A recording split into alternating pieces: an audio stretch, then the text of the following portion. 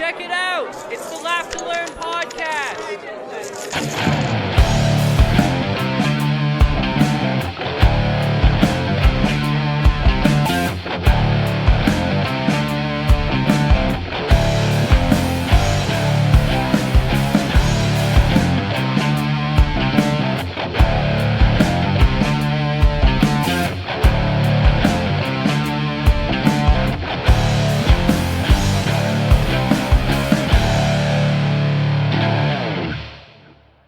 What is going on, everyone? Welcome to the Laugh to Learn podcast, your weekly source for a comedic spin on all the goings-on in the world.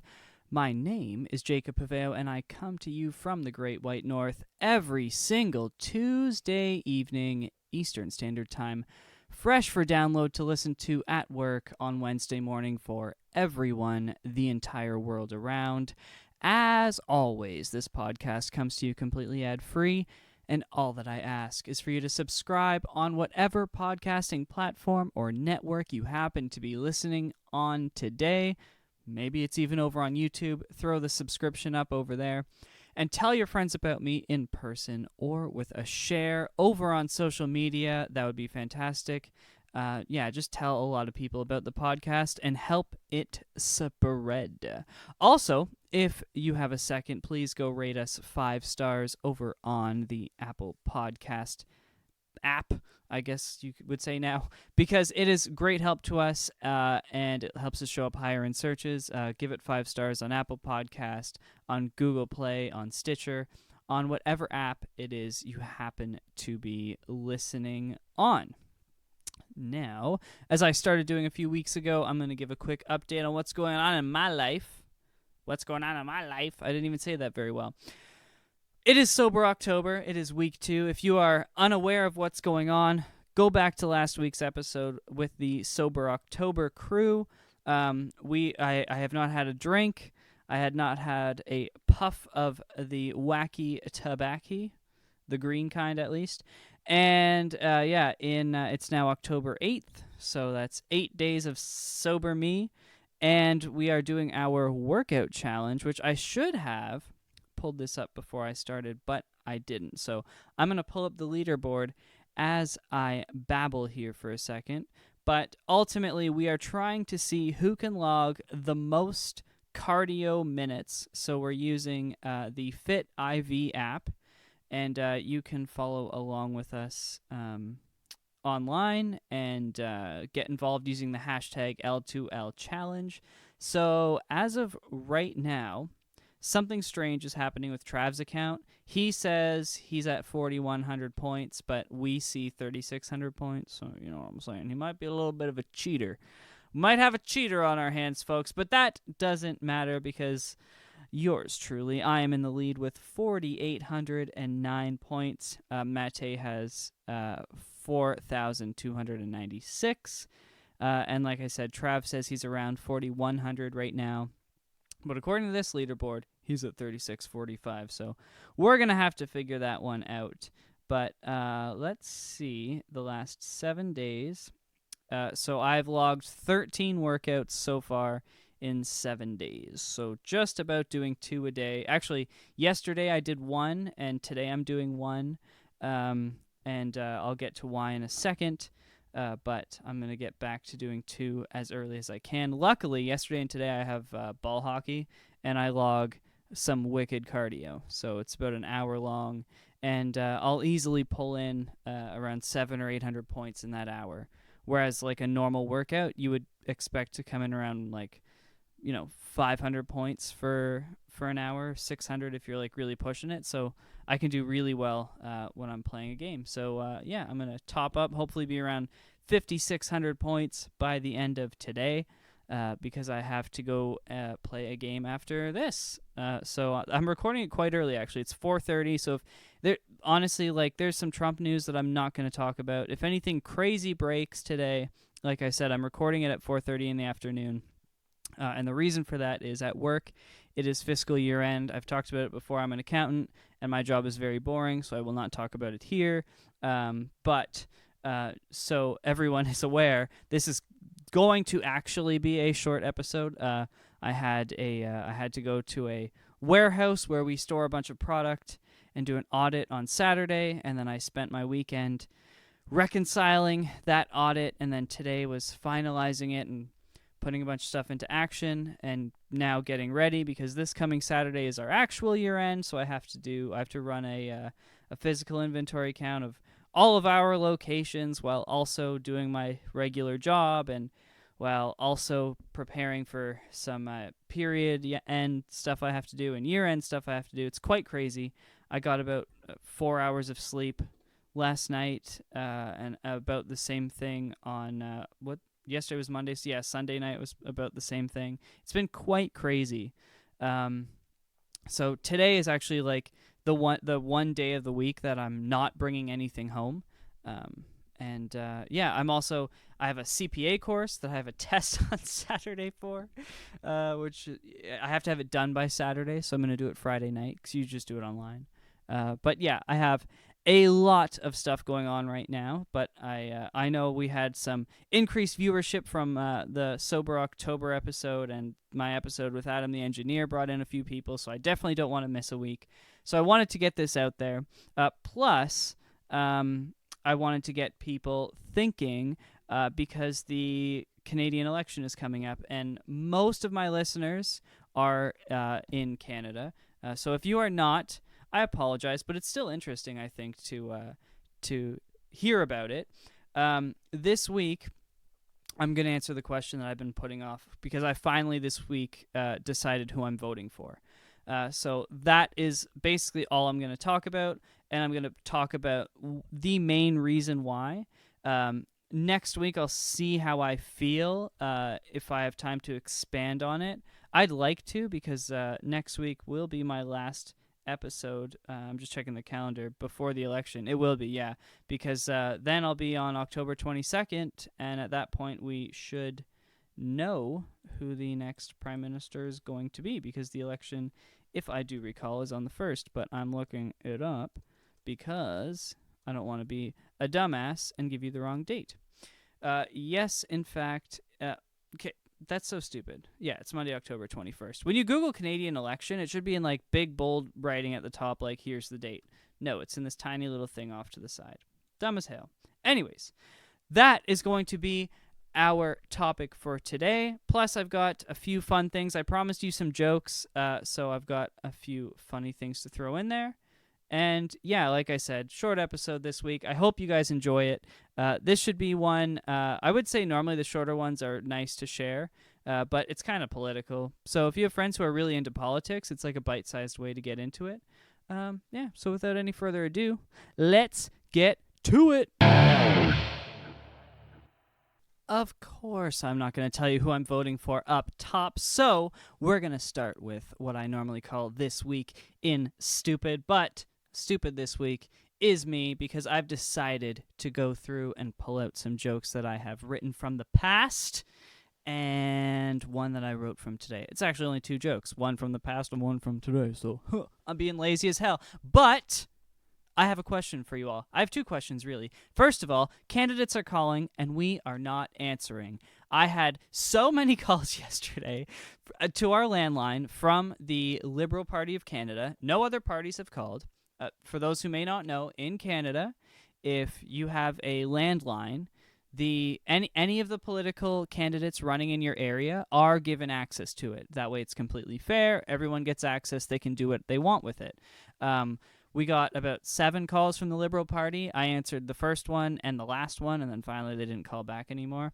But why are we still doing it this way, where like literally no one ever wants to answer the phone? When's the last time like you got a call from like a 1-800 number and you answered it? I don't know anyone that answers the phone. No one wants to talk on the phone. Like, I want to pick up the phone and just say, text me, bro. Like, you know my number, text me. You know, if it's the Liberal Party, the Conservative Party, the People's Party of Canada, I want to be like, bro, you can just text me, okay? If it ain't an emergency or if it ain't my mom, why are we getting so personal, right? We live in a world now that politicians really need to catch up to, or the political sphere really needs to catch up to. Calling my landline like, bro, just send me a text. Be like, hey, you can even send one of those polls where it's like, do we have your support? Yes or no? Check the box. It's like, bink. And then if yes, then they'll be like, would you like a sign for your yard? If no, they'll be like, can we convince you? Super easy. You can just automate it. You don't even need to have these poor volunteers who are probably being fed like cheap pizza and water for 3 or 4 days, locked in a room calling people. I feel bad for them all. So realistically, you have to think about it like this, though, right? It's now okay to send a dick pic to a random girl in Arkansas that you're never going to meet, but it's not okay to talk on the phone. Right? Get out of here.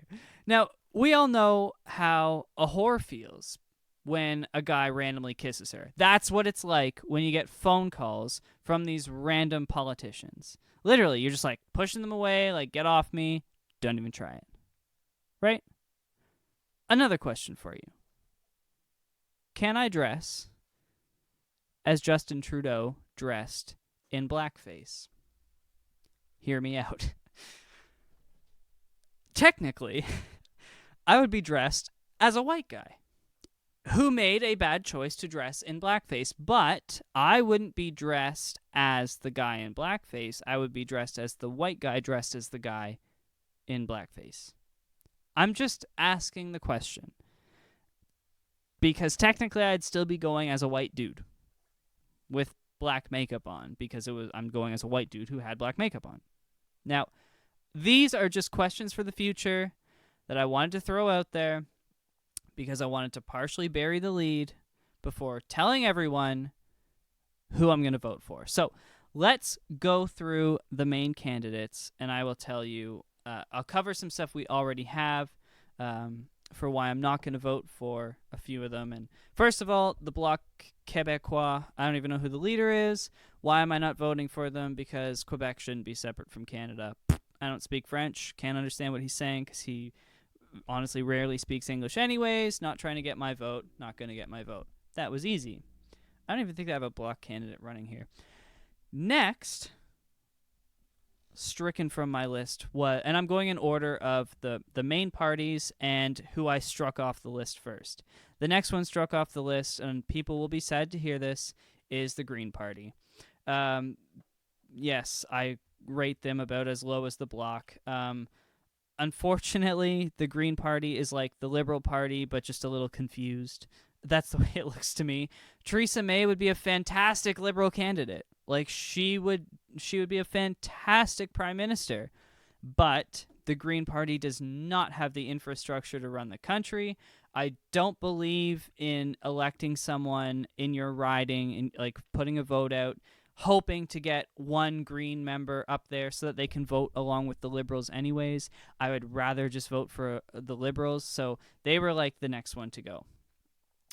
Because yeah, if I ever really wanted to vote Green, I would likely vote Liberal. Like, I look at them as one and the same. It's basically like they're a little bit more extreme on some pipeline issues and stuff like that. But I mean, when you compare it, it's like, yeah, you're just stealing Liberal votes. The parties should merge, in my opinion. And Theresa May probably should take over for Trudeau, depending on what happens in this election. But that's not going to happen.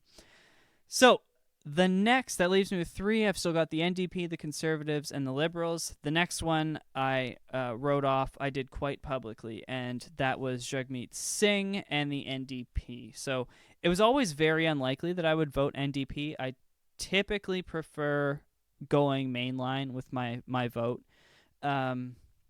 But when it came down to it, the whole blackface thing that Trudeau did somehow ended up being the reason that I'm not going to vote for Jagmeet Singh, because he completely butchered it. He completely butchered the situation. I covered it 2 weeks ago, but just to go over it quickly, he cried on air when someone asked him about... Actually, they asked him about the black and brown face photos and videos, and he came out and made like a short statement and said he needed to take a break, which was strange. Went back, came back, kept answering their questions for 2 minutes, and then started crying about the children and stuff who are feeling sad about this.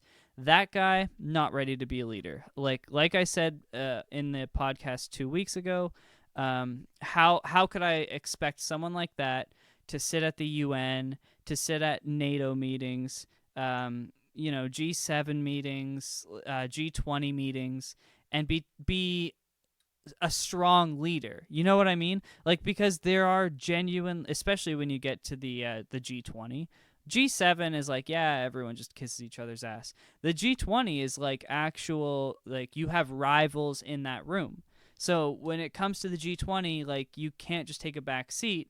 And suddenly, like, in the G7, I mean, I wouldn't say we don't have power, but we don't have much, right? Like, we don't have a big voice in the G7. But when you get to the G20, suddenly, like, our economy is, like, literally, like, 5 times bigger than some of those countries who are lower down in the G20. So we can, even more than that, actually. So, like, we actually have power and pull at those meetings. I do not want to have someone who cried because of a blackface photo and a blackface video from 20 fucking years ago. Sorry, he was the next one off the list. So, it's been about 2 weeks that I've mulled it over between Andrew Scheer of the Conservative Party and a re-election of Justin Trudeau of the Liberal Party. And ultimately, I've never really been like this before because when it comes to gun policy, I think the Liberal Party is completely wrong. They're taking more guns away from legal gun owners who don't kill people. Like, you can look at the statistics. Like 1 firearm murder a year is related to a gun owned by a legal gun owner, but it's like statistically not even going to be that gun owner who used it. You're talking about like a theft from a legal gun owner or something like that. Out of, several thousand murders every year. So not to mention the handgun restrictions. I completely disagree with the Liberals' plan on that. The Conservatives, on the other hand, I like what they're doing. They're talking about essentially keeping gun laws the way they are. That's probably the way that it would play out. Maybe do like removing a few restrictions around restricted firearms and such. And that's kind of like the Liberals are going way too far with it. Then, really what it comes down to for me is economics.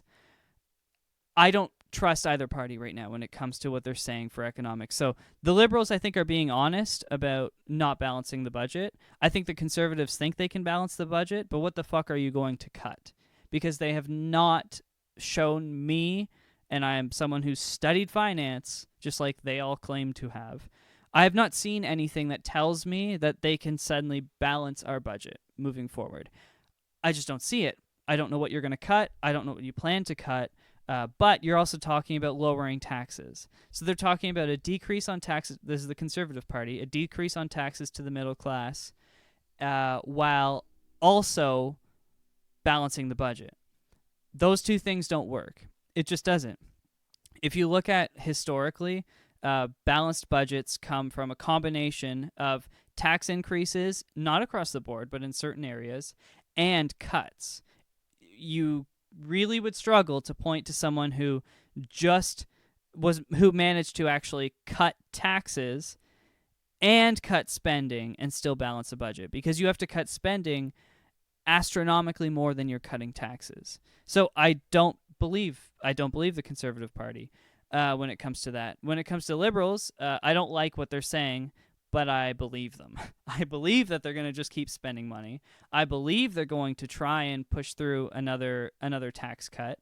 And yeah, they're talking about getting up to like $21 billion a year. I also believe that we all kind of have to come to a point with federal spending where, sorry, my mic's very sensitive today. It keeps cutting me out. We have to come to a point where we just have to realize that no one is ever collecting on this debt. It's literally not going to happen. So what's the point? I fail. I've never had a professor who could tell me what the point was. Everyone talks about our deficits like they're this essential thing, but they're only essential if no one else is in a deficit. And right now there's only one country really that matters that's not in a deficit, and it's China. And guess what? They don't matter because everyone knows they fucking lie, and they deflate the value of their money anyways. So when it comes to global deficits, ours right now is statistically less than the US, and as long as you're outperforming the richest country in the world, I think you're probably doing something good. A lot of people won't be happy to hear that, but it's just the fact. We can print money. Everyone does. And so far, there has never been a cost to doing it. There's never been a crash due to a country's deficit. It has never happened. And that's what people kind of act like they're afraid of. But I am not aware of any situation where that's happened, nor where it could be possible. Now, that being said, if government spending gets crazy, and something like in Greece where they promised everyone they would have pensions, and then the government in Greece, who don't control their money, right? They're on the EU. They can't just print money. That's a little different. But we have our own dollar. We control it well. We make a shit ton of fucking money. Our deficit is about 1/3 of the ratio to our GDP that the U.S. deficit is every year. So I actually, and that's the projection for where the Liberals say we're going to be. So I'm quite comfortable with that. So, so far it's 1 point to the Liberals, 1 point to the Conservatives. So the last thing that it came down to for me was, in my opinion, the most important thing that's discussed. I've talked about quite openly that I think if literally any party was talking about a space strategy for researching and deflecting asteroids and working on an international partnership to do so, I would be behind that. Doesn't matter any of their other fucking policies. I think that is by far the most critical thing any government can be working on. However, second to that is the environment. And when it comes to this, Andrew Scheer fucked up. I don't know if he's just unaware. I don't know, but I'm just going to say that Andrew Scheer and the Conservative Party fucked themselves on this. And I find it very strange considering there are going to be a lot of young voters right now. A lot of young voters. The Green Party is projected to take like 4 seats. That's crazy. Like they have 1 seat right now, and they're projected to grow by literally 400%, right? That's a lot. That's a big growth for the Green Party at the federal level. So in a time like this, to be pushing a shitty environment plan, which I'm actually going to go through with you because I read it a few weeks ago, and I read it again today in preparing for the show. So if you go to conservative.ca and you click on Andrew Scheer's climate plan, it takes you to this single page, which at the bottom it says, sign below if you support Andrew's real plan to protect our environment, right? And then there's a tiny link that says read plan details, because on this page it says this: Andrew Scheer's climate plan. Quote, Andrew Scheer's climate plan. Conservatives have a proud legacy when it comes to protecting Canada's natural environment and improving Canada's environmental performance. That's true. And Andrew's plan, a real plan to protect our environment, builds on this proud legacy. I read it like that because that section was in italics. These new policies will further lower Canada's greenhouse gas emissions and strengthen environmental protections without taking money out of Canadians' pockets. Just as an aside, it's pretty much impossible to do that. The world doesn't work that way. You can't get something for nothing. It is built on 3 policy principles. 1, green technology, not taxes. 2, a cleaner and greener natural environment. 3, taking our fight against climate change global. A real plan to protect our environment is Canada's best chance to meet the Paris targets without a carbon tax. Sign below, blah, blah, blah. That's what it says on conservative.ca. Then there's a tiny little bit of writing where it says read details at arealplan.ca. So I clicked there, and it took me to this website on arealplan.ca. You can go there if you'd like. And this breaks down what should be, it looks like a very detailed plan. Now, there are 5 pages here in English. Okay? 5 pages. I read through all of it. It took me about 20 minutes for his entire green plan, right? The fucking problem is that it repeats itself. Every single page is almost the same, except the very last one. The first 4 pages are nearly identical. So, the first section of every page is a variance on how he is going to implement this section of the plan.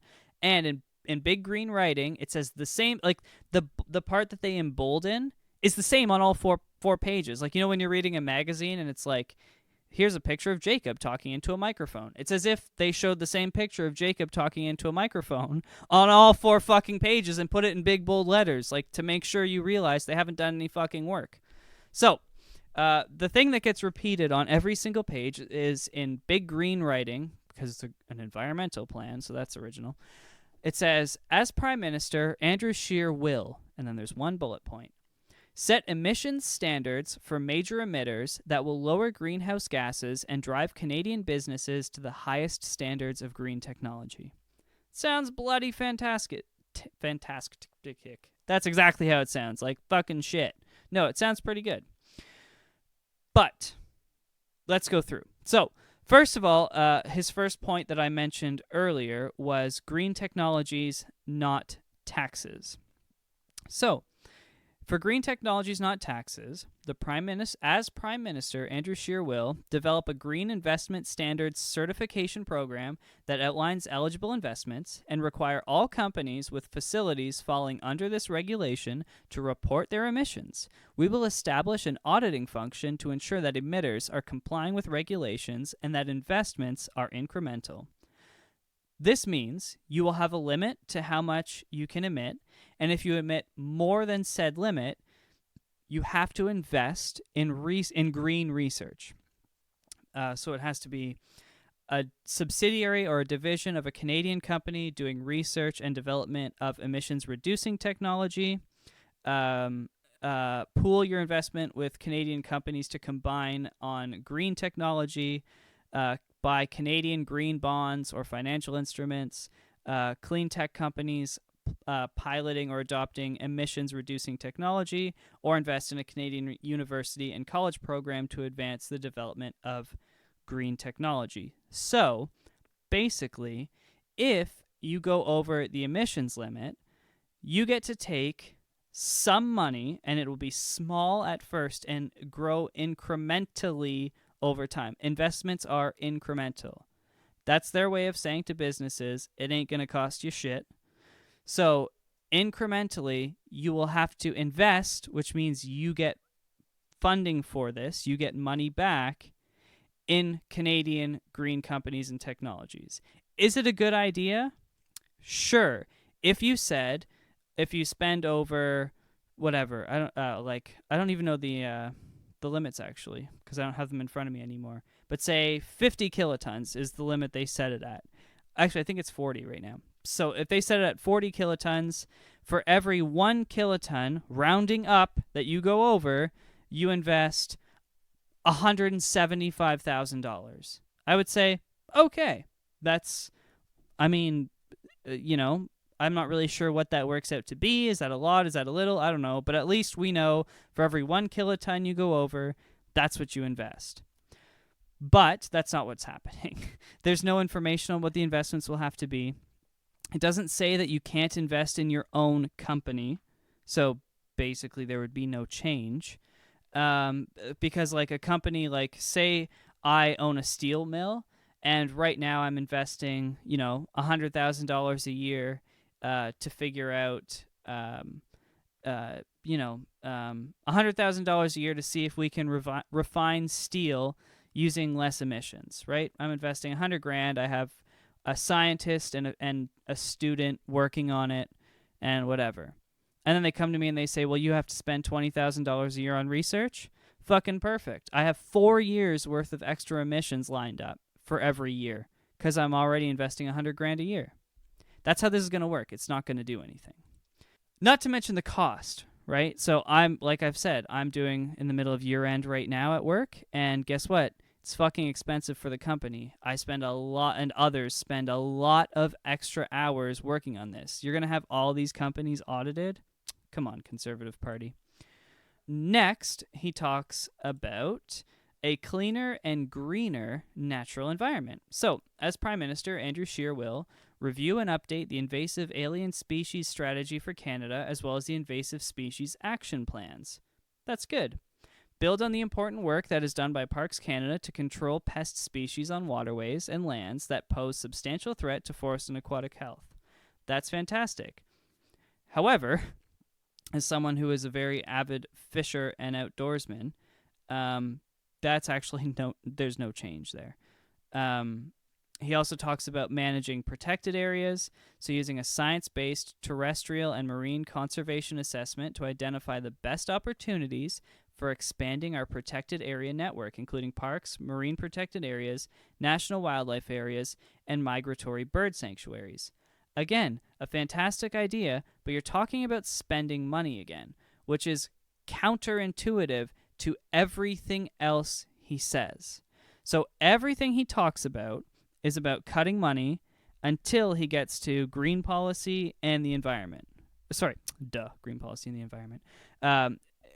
Environmental policy and taxes. Suddenly he wants to save money. Suddenly he wants to spend money, lose money, right? Lose money by collecting less taxes and spend money on the environment. Not that I'm opposed to that. However, it's not consistent. So essentially, reading through his cleaner and greener natural environment, a lot of money already goes into this from buying like hunting license, fishing license, it's an outdoors sports card, boating licenses, deal with waterways and stuff like that. There have been some things shaken up that some people don't like, especially around designating certain fisheries, which I actually agree with his plan here to involve scientists in determining whether an area should or should not be protected, because now you're basically allowed to be approved for building a home or a residential area, not just one house, and then the government will send in a team to figure out how they're going to save the fish after deciding to build a property around there. So, I don't like stuff like that. However, I think it just doesn't. It's one positive thing, but it's a continuation on what's already happening. Lastly, his third point was taking our fight against climate change global. This is the most ridiculous part of it, because he has 1, 2, and 3, and then a whole bunch of other stuff that I'm not going to get into because 1, 2, and 3 should be the most important. So, 1, Canadian energy products can be used to replace dirtier foreign energy sources, and he specifically talks about Canadian natural gas. Guess what? That's a fantastic idea. How the fuck are you going to make, and he specifically talks about China. How are you going to make China buy Canadian natural gas? How are you going to make that happen? Okay, how? He talks about changing the way that we ship it and stuff. Trust me, if Canadian companies could be selling it in China, they fucking would be. But they're not buying it right now. They're building coal plants.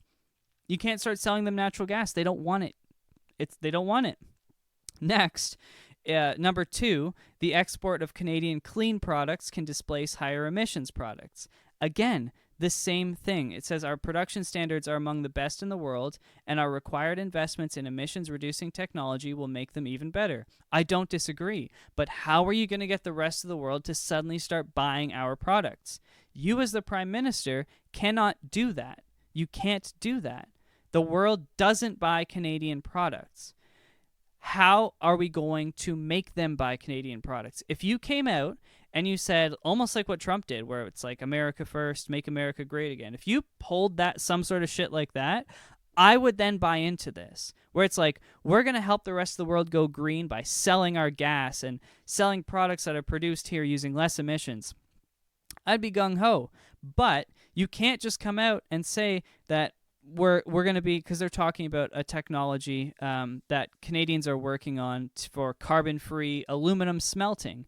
That's fantastic. It's absolutely fantastic. It says it'll be ready for market in 2024. Guess what? If you win this year, you will not be prime minister in 2024. There has to be another election before then. Okay? So, what are you going to do right now? Are you going to say, we're just going to wait and hopefully these people work it out? How are you going to make other countries buy our stuff? Are you talking about reducing taxes? Maybe. Like, I'm talking about taxes on exports and imports, like some sort of trade negotiations, but he's not discussing that. He's just saying they're going to buy it. Number 3, technology developed in Canada to reduce emissions can be exported to the world.